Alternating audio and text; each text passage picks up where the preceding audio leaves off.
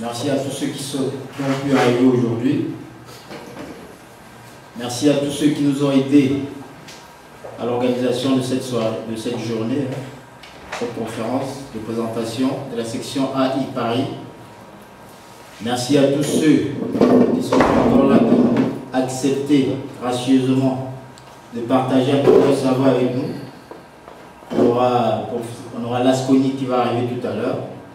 Le professeur Gomez a eu apparemment un empêchement. Et la sœur Gillette Louet.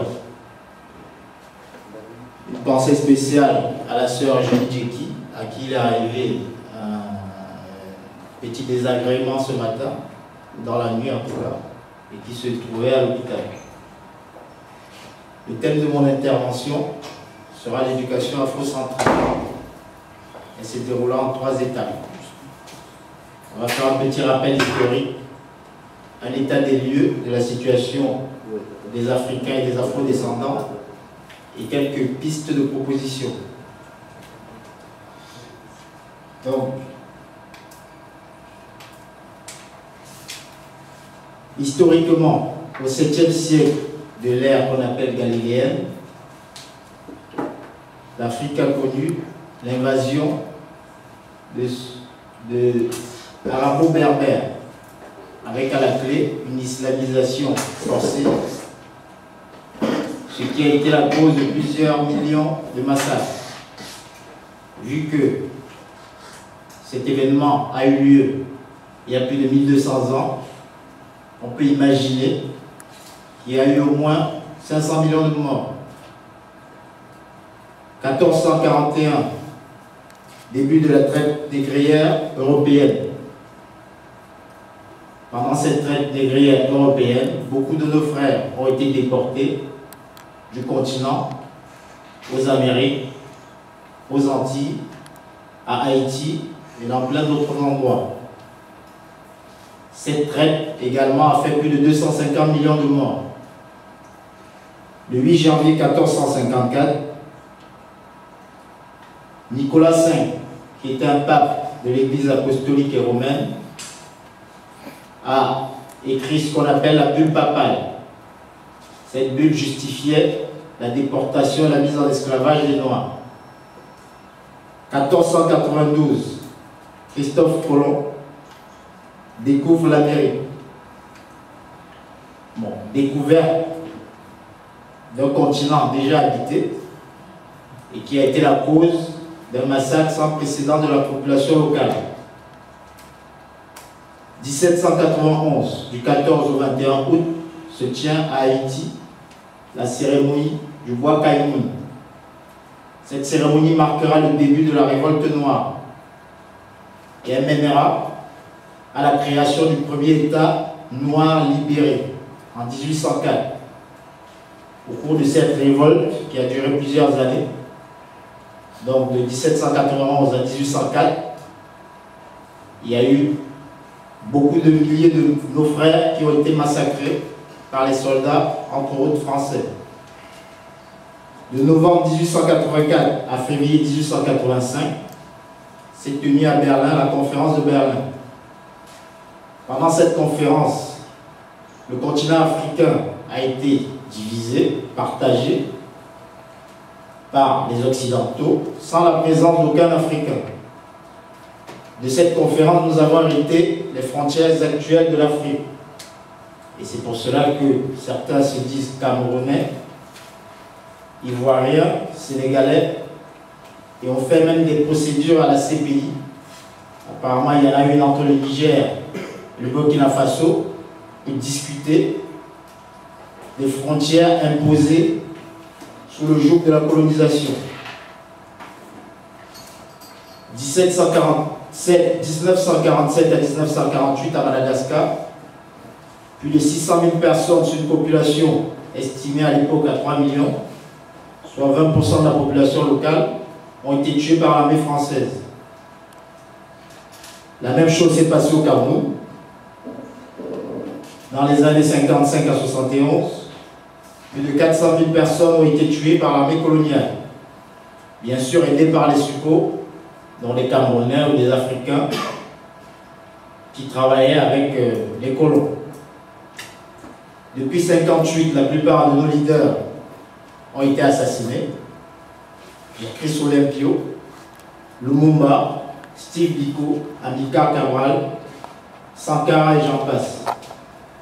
Le 11 avril 2011, le président ivoirien Gbagbo, qui a été enlevé et déporté à La Haye, où il s'y trouve jusqu'à présent. Normalement, apparemment, il y a une procédure, il y a le 30 octobre, il doit avoir au moins une audience. Mais son audience a été reportée plusieurs fois. La première conclusion qu'on peut tirer de tout ceci, c'est que l'Afrique, depuis des milliers d'années, ne s'appartient plus. Elle n'a cessé d'être la proie des attaques de toutes parts, principalement des Arabes, et des Arabo-berbères et des Indo-Européens. Notre sous-sol ne nous appartient pas, notre sol non plus. Et le rêve même de certains, c'est de voir une Afrique sans les Africains.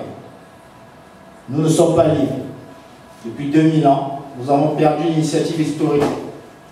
Ceci a entraîné une dépendance dans tous les domaines. Et un processus d'aliénation mis en place par les colons et qui a contribué à une schizophrénie de nos frères sans précédent. Que doit-on faire pour cela? Comme je l'ai dit dans la vidéo, on peut agir sur 4 piliers fondamentaux: la spiritualité, l'économie, le politique, en nous engageant dans des associations telles qu'Afrocentricity ou d'autres, avec des buts et des objectifs bien précis et bien précisés, et l'éducation, car la prise de conscience précède l'engagement politique. Cette prise de conscience passe par une éducation massive de nos populations africaines et afrodescendantes. Car avant de s'engager ou avant de se battre, il faut bien expliquer à nos frères pourquoi ils s'engagent et pourquoi ils sont obligés de se battre. Car il y en a qui ne savent même pas qu'on est esclave ou qu'on est colonisé. L'esclavage, la colonisation, la néocolonisation et tous ces processus ou tous ces mots, tous ces processus d'asservissement ont un point commun: l'aliénation des peuples asservis. Qu'est-ce que l'éducation selon Afrocentricity? L'éducation est la transmission à la génération suivante, donc à nos enfants, de valeurs, d'esthétique, de croyances spirituelles et de toutes choses qui confèrent une orientation culturelle donnée et qui donne à une orientation culturelle son caractère unique. Tout groupe culturel, toute communauté doit assurer une transmission de ses valeurs à ses enfants. En tout cas, toute communauté libre et toute communauté normale. Aucun peuple ne doit confier son éducation à un autre, au risque de disparaître. Autant dans le cas de l'Afrique, c'est ce qui se passe. Nous n'avons pas d'école, nous allons dans les écoles de nos oppresseurs, nous étudions à l'école avec des livres écrits par les colons et qui racontent leur histoire, ou plutôt la nôtre, avec leurs mots. Comment est-il possible aux opprimés que nous sommes d'utiliser les théories de nos oppresseurs pour nous libérer d'eux? Ceci est quasi impossible. Cheikh Anta Diop vous avez averti, l'adversaire nous tue intellectuellement, moralement, avant de nous tuer physiquement.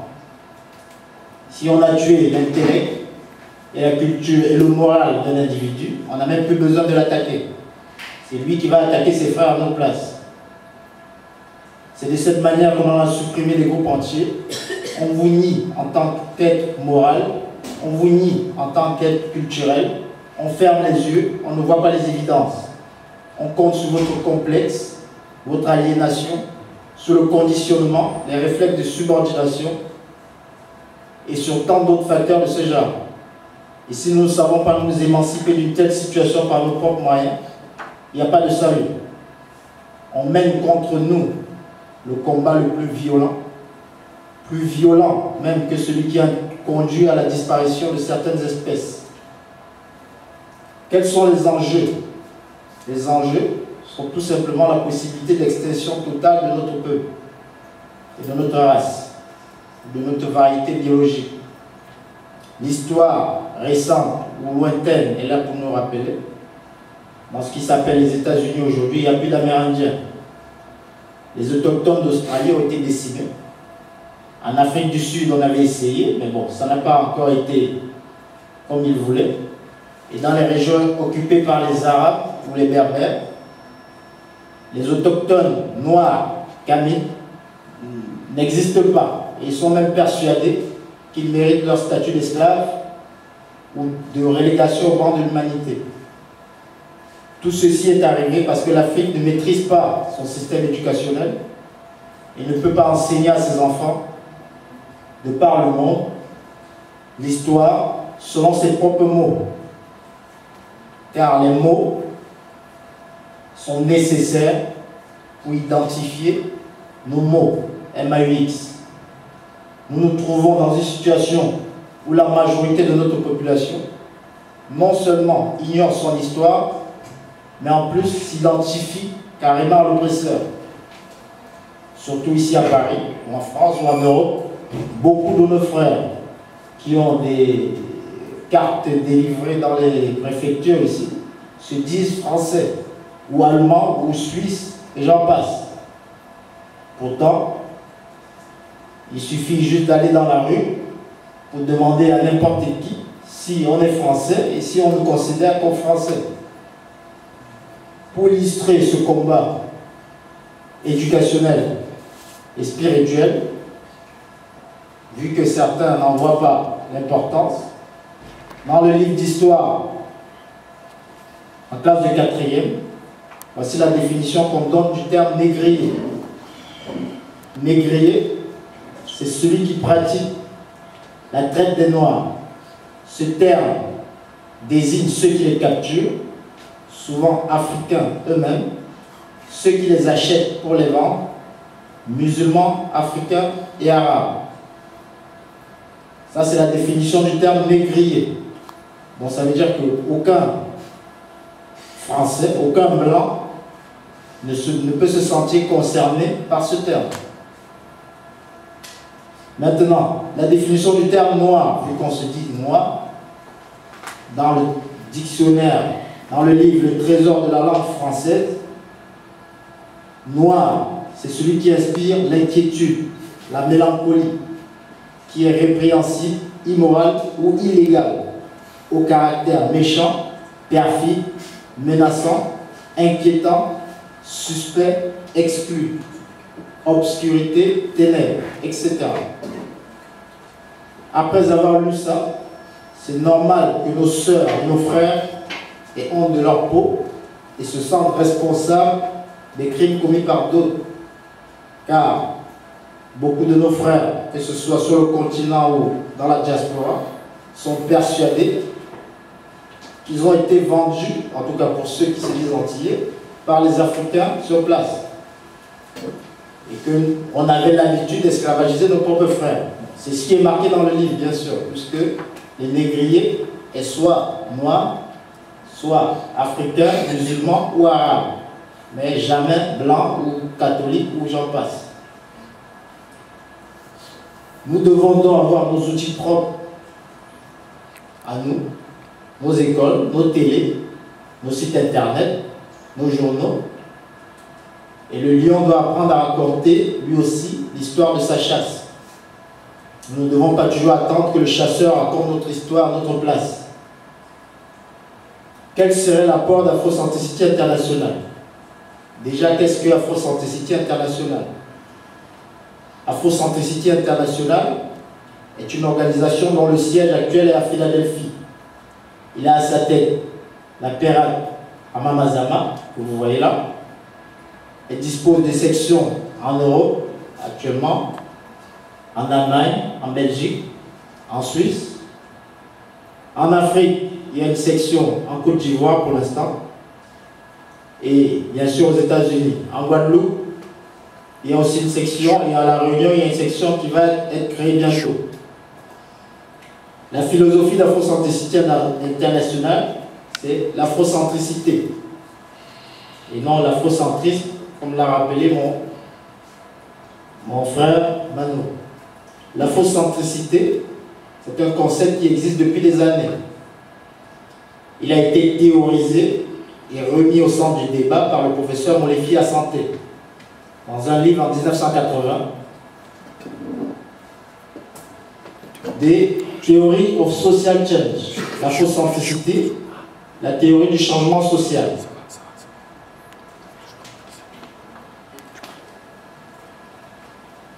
L'afrocentricité établit un cadre de référence au sein duquel tout phénomène est perçu du point de vue africain. Elle positionne les individus d'origine africaine de manière à ce que nous contrôlions nos vies et nos attitudes vis-à-vis du monde.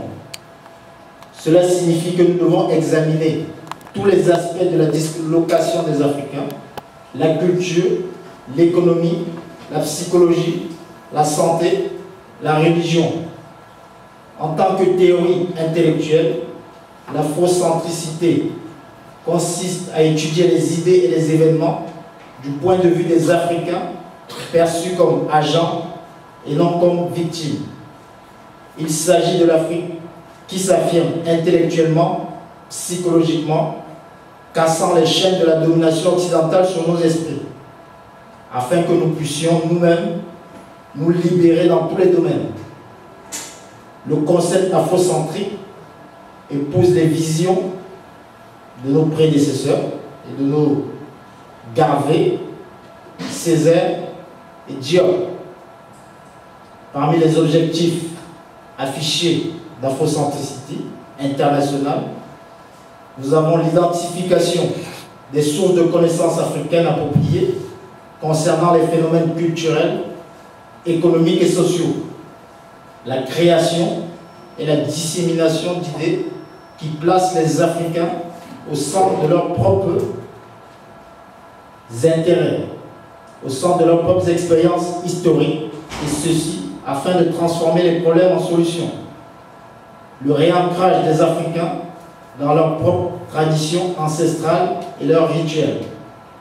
Nous soutenons l'élévation culturelle, éducative et économique des Africains. Le but ultime de notre engagement est la création des États-Unis d'Afrique.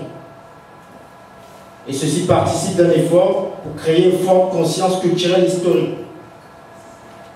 La création des États-Unis d'Afrique, bien sûr, ne se fera pas avec Afrocentricité seule, mais avec les autres organisations. D'où l'appel à l'unité lancé par le frère Mano à toutes les composantes panafricaines et Camille de la région parisienne, de la France et partout ailleurs. Pour terminer, je voudrais rendre un vibrant hommage à quelqu'un qui a été assassiné le jeudi 15 octobre 1987 par le troisième homme, comme il en faut toujours aux Occidentaux, Blaise Compaoré. Cet homme, c'est Sankara. Il avait déclaré: certains Noirs ont peur et ils préfèrent s'inféoder aux Blancs. Ces Noirs-là, tels que Compaoré ou Ouattara, il faut les dénoncer, il faut les combattre. Nous devons être fiers d'être Noirs. N'ayez jamais honte d'être des Africains. L'unité est notre but, la victoire est notre destinée. Au thème.